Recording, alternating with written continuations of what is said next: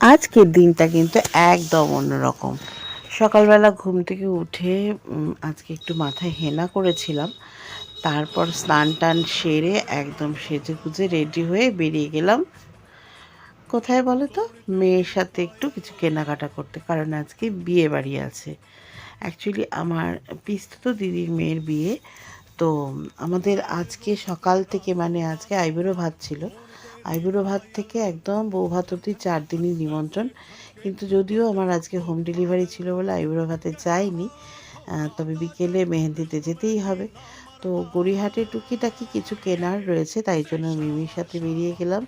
মেট্রোতে উঠে চলে গেলাম গড়িয়াহাটে। তো বেশ মজা, কিন্তু মজা হলে কি হবে, কাজও তো করতে হবে। কাজ তো আমাদের বন্ধ দিলে চলবে না একদম। তাই জন্য আমার পক্ষে রোজ যাওয়া সম্ভব হবে না। তো আজকে সন্ধেবেলা যাচ্ছি, কালকে আবার